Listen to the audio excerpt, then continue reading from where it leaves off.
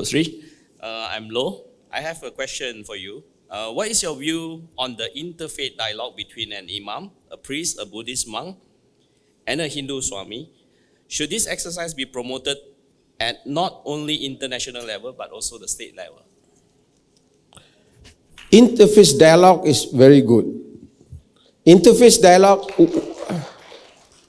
what is actually our purpose or our objective from interfaith dialogue? What do you want to achieve from interfaith dialogue? Apa yang kita nak capai daripada interfaith dialogue? The problem with some people or many people around the globe, when they talk about interfaith dialogue, they want convince people that you no need to be very good as Muslim or as Christian or as Jew. Itu masalahnya. Saya bila masuk interfaith dialogue, saya tak boleh kuat Muslim. Saya kena terima all religion are equal.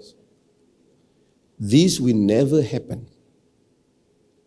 As a Muslim, saya percaya Islam adalah agama yang benar. The only truth religion in the eye of Allah, of the Lord. Satu-satunya agama yang saya percaya ialah Islam. Tapi itu tak ada masalah untuk saya dialog dengan orang lain, untuk saya tahu budaya. Orang Kristian, you believe your agama is the best religion. It's okay for me. That is your belief, your faith, your creed. Tak apa, it's okay. Orang Hindu, dia percayalah Hindu. Interfaith dialogue untuk saya memahami your culture supaya saya tak hurt you. You faham saya, my background, supaya you tidak menyakitkan saya. Tapi kalau interfaith dialogue itu tujuan dia ialah untuk saudara dan saya sama-sama kata our religion is the same. There is no difference between you and me. This one will never happen. Otherwise, tak ada agama dalam dunia ni. Saya as a Muslim, I will always say my religion is the only truth. Tapi itu tak ada ganggu saya. I always give you example. Kalau saya ada isteri ataupun ayah, saya kata my father is the best father in the world. So satu orang marah pada saya. Why? Your father is not the best father. My father is the best father in the world. Masalah lah, you kata you punya ayah is the best. Saya kata saya punya ayah is the best. What is your problem? This is from my perspective. Your religion is the best religion from your perspective. My religion is the best from my perspective. Interfaith dialogue is not to make you say my religion is same like your religion. This is not interfaith dialogue. Ini adalah orang yang this is loser dialogue, losers dialogue. Tapi interfaith dialogue untuk apa? Saya faham, oh orang Buddha macam ni ya. So saya tahu, this thing I cannot do because maybe that will hurt you. And you try to understand my culture, my religion, so you don't hurt me. This is interfaith dialogue. Apa yang try dibuat, some people try to make interfaith dialogue dalam dunia ni, and you know they fail all the way.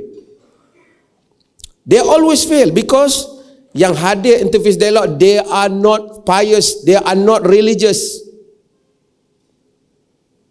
They never represent their religions.